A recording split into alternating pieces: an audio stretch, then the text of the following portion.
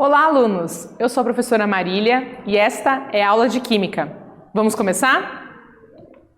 Então, os objetivos: conhecer a escala de pH, compreender a importância de manter o pH dos oceanos e do meio ambiente e praticar o conhecimento por meio de questionamentos e atividades.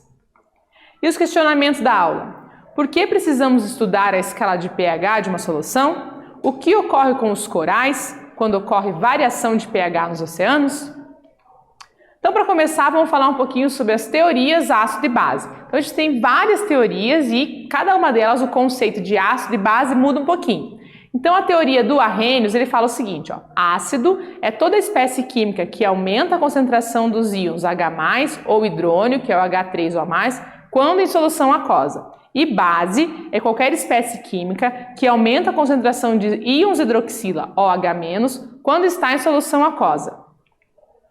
Já na teoria ácido-base de Bronsted-Lowry, ácido é toda espécie capaz de doar prótons e base é toda espécie capaz de receber os prótons.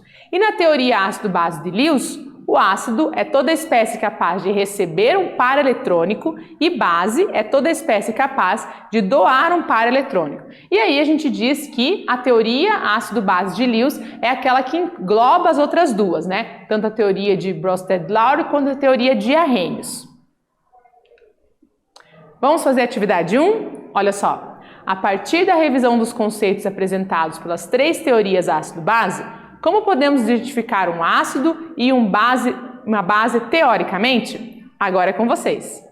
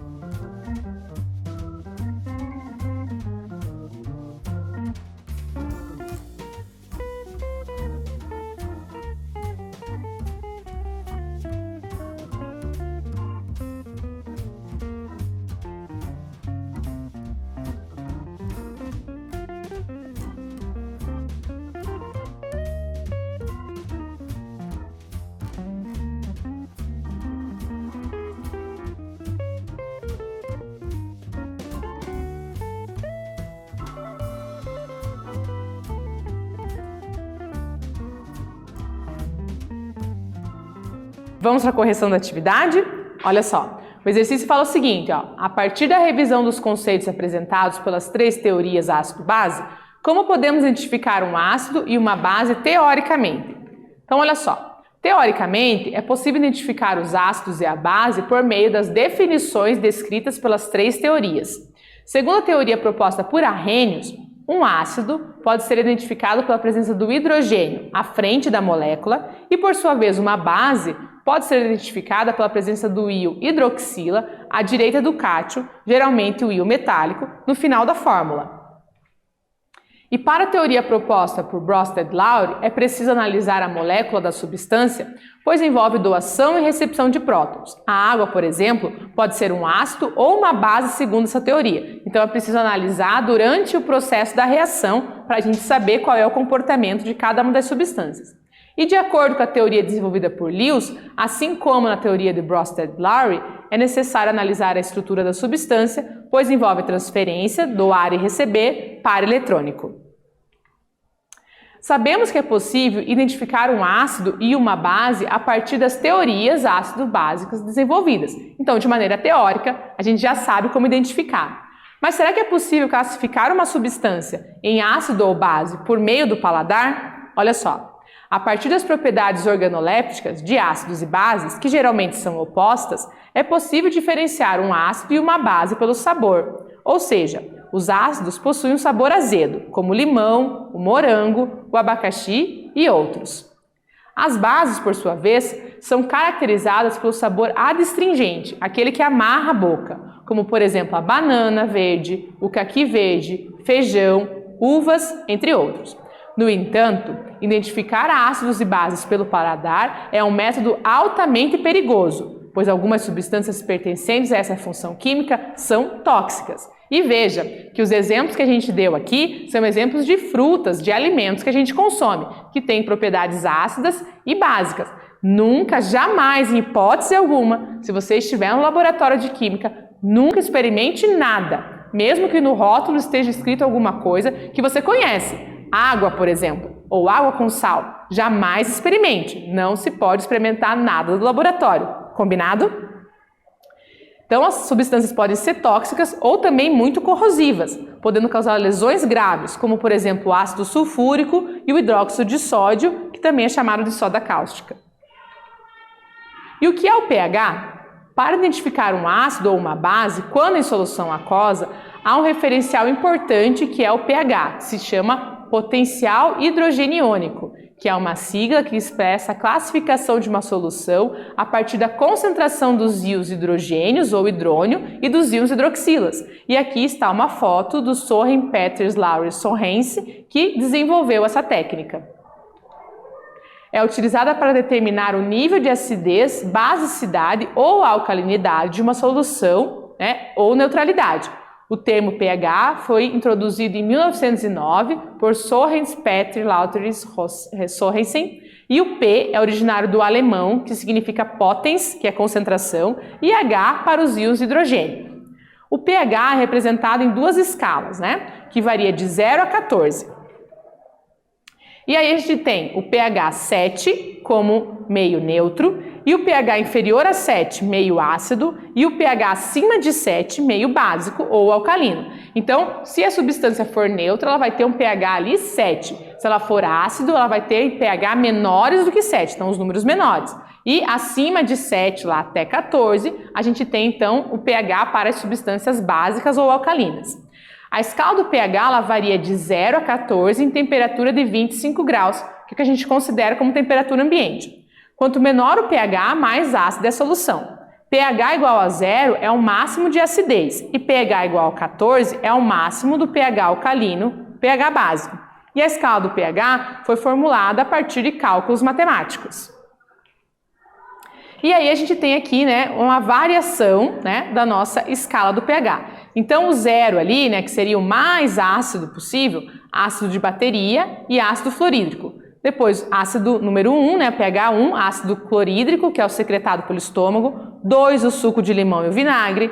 3, para o suco de laranja e os refrigerantes. 4, para o suco de tomate e para a chuva ácida. 5, para o café. 6, para a urina, saliva e leite. E o 7, tendo neutro aqui, exemplo, a água da torneira. Aí começamos então os pHs alcalinos ou básicos. 8 para a água do mar e o sangue, 9 para o bicarbonato de sódio em solução, 10 para o leite de magnésio, o creme dental, 11 para a solução de amônia, o amoníaco, 12 para sabão em água, 13 para alvejantes e limpadores de forno e 14 para limpadores de ralo, como a soda cáustica, por exemplo. Vamos fazer a atividade 2? Então, essa atividade está dividida em duas partes. Eu vou deixar um pouquinho cada uma das telas para que você possa ler e resolver a atividade. Olha só. O suco de repolho roxo pode ser utilizado como indicador ácido-base em diferentes soluções. Para isso, basta misturar um pouco desse suco com a solução desejada e comparar a coloração final com a escala indicada de pH com os valores de 1 a 14 mostrada a seguir. E lembre do slide anterior a esse, onde a gente viu toda a escala e as cores também, estão ali para identificar o pH. Então tem uma escala aqui, né, de 1 a 3 vermelho, de 4 a 6 rosa, de 7 a 9 roxo, de 9 a 11 azul, de 11 a 13 verde, de 13 a 14 amarelo. Utilizando-se o indicador ácido-base e a escala para determinar o pH da saliva, pH 7, e do suco gástrico, pH 2, tem-se respectivamente quais cores? Agora é com vocês.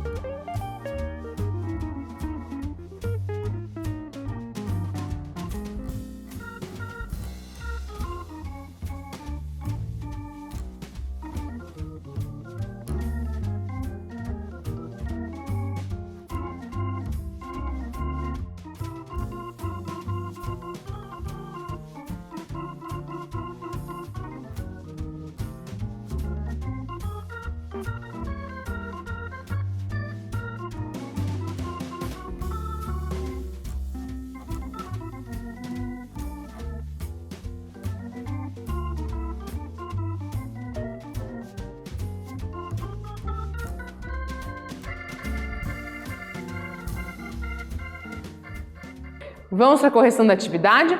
Olha só, utilizando o indicador ácido-base e a escala para determinar o pH da saliva, que o pH é 7, e do suco gástrico, que o pH é 2, tem-se respectivamente quais cores? Então, roxa e vermelha. Uma boca saudável produz saliva com pH em torno de 7. Trata-se de uma solução tampão de bicarbonato, bisfosfato e monohidrogênio fosfato para que o pH seja praticamente constante e de valor neutro. Já o suco gástrico é composto de ácido clorídrico, um ácido forte cujo pH é próximo a 2. Então a gente vai ver as cores roxo e vermelho nessa escala. Por que é importante conhecer o pH de uma solução? Olha só, o pH indica a acidez, a basicidade ou a neutralidade de um meio. Portanto, é importante conhecer o pH de uma solução para entendermos as principais características das reações químicas que ocorrem no meio ambiente, no funcionamento do nosso corpo, na determinação da qualidade de alimentos, entre outras opções. O estudo da escala de pH é uma ferramenta que permite a compreensão do solo, por exemplo, uma vez que no Brasil há um predomínio de solos do tipo ácido, e é importante o conhecimento dos diferentes pH, pois cada espécie de planta vai exigir um pH adequado. Então, entre outras coisas, você conhecer o pH de uma solução na agricultura representa um fator importante, Cada espécie de planta é acostumada a ter um desenvolvimento melhor num determinado pH. Além disso, outras espécies, aquáticas, por exemplo, também são bem sensíveis à alteração de pH. Então é sempre importante a gente ver, o pH da água, o pH do solo, o pH da piscina. Então tudo isso é conhecimento acerca do pH que vai melhorar a qualidade de vida. O arroz, o pH do solo para o cultivo do arroz é entre 5 e 6,5. Já para o milho, o pH do solo tem que estar entre 5,5 e 7,5. Então veja, são valores bem diferentes para cultivos bem diferentes também. Vamos fazer a atividade 3? Olha só, o enunciado fala o seguinte: identifique na lista abaixo os itens que possuem pH 7, pH menor que 7 e pH maior que 7 e classifique-os em ácidos, básicos ou neutros. Agora é com vocês.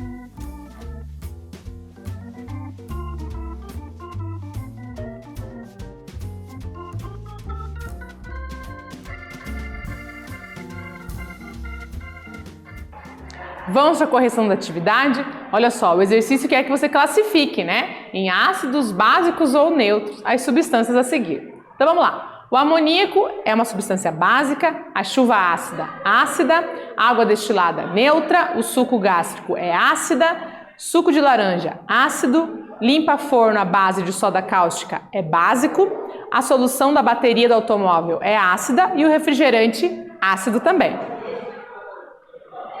Vamos para a atividade 4? Os compostos listados no quadro a seguir estão relacionados em ordem crescente de acidez. Diante desta ordem, indique os materiais de menor acidez. Agora é com vocês.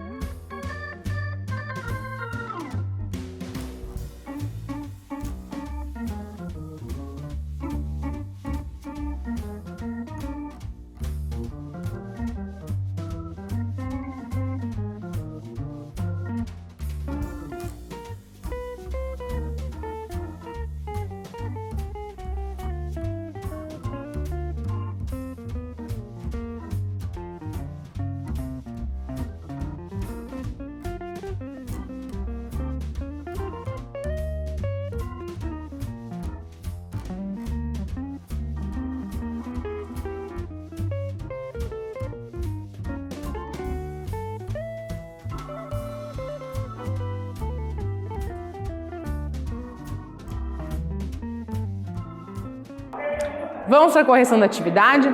Olha só, o exercício traz uma tabela com algumas componentes e ele quer saber qual deles tem a menor acidez. Então, olha só, a menor acidez é do café, que possui o pH maior. A maior acidez é do vinagre, que corresponde ao menor pH. Tá? Então, a menor acidez é do café, né, que é o composto mais básico, tem um valor maior, e o vinagre é o mais ácido de todos aqui, que tem um valor menor. Lembrando que, na escala do pH, o 7 representa ali o neutro, os valores menores que 7 representam os ácidos, e os valores maiores que 7 vão representar básicos, certo? Como funciona o pH dos oceanos? Os oceanos são responsáveis pela absorção de uma porção considerável do CO2 emitido na atmosfera pelas atividades humanas. Desde a primeira Revolução Industrial, em meados do século XVIII, quando as emissões de gases poluentes aumentaram significativamente devido às instalações das indústrias por toda a Europa, essa absorção aumentou consideravelmente, fazendo com que o pH dos oceanos se tornasse mais ácido. O pH dos oceanos é próximo a 8, porém, com o aumento da absorção do CO2, ocorre uma redução do pH das águas dos oceanos, e essa acidificação causa mudanças nas propriedades das águas marítimas, afetando diretamente os organismos calcificadores.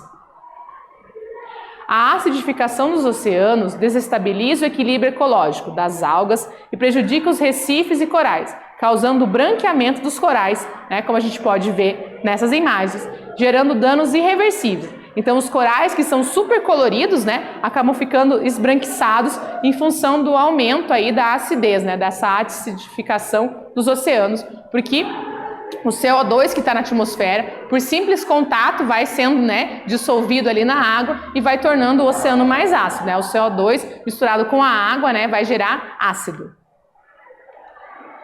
E aí, nas curiosidades da química, eu trouxe para vocês, através do acesso do QR Code, você vai acessar o site que fala o seguinte, ó, Projeto Vozes dos Oceanos, uma expedição para salvar os oceanos. Então, esse projeto vai falar muito sobre essa acidificação dos oceanos, esses processos que acontecem com os corais, que uma vez que ele é branqueado, né, que ele perde a sua cor ali pelo excesso de acidez do ambiente, ele não consegue ser recuperado. Então, eles estão vendo formas de tentar melhorar esse processo, defender os corais que já existem e que os novos que forem se formando não sofram esses processos, né, de branqueamento aí.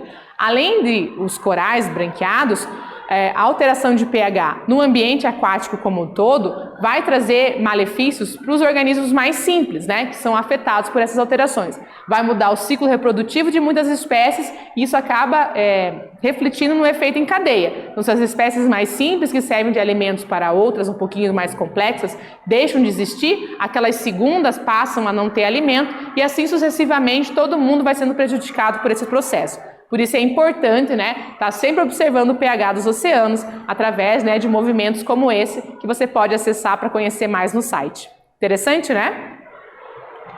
E o que nós estudamos nessa aula? Conhecemos a escala de pH, compreendemos a importância de manter o pH dos oceanos e do meio ambiente e praticamos o conhecimento com questionamentos e atividades. Espero que vocês tenham gostado e até breve!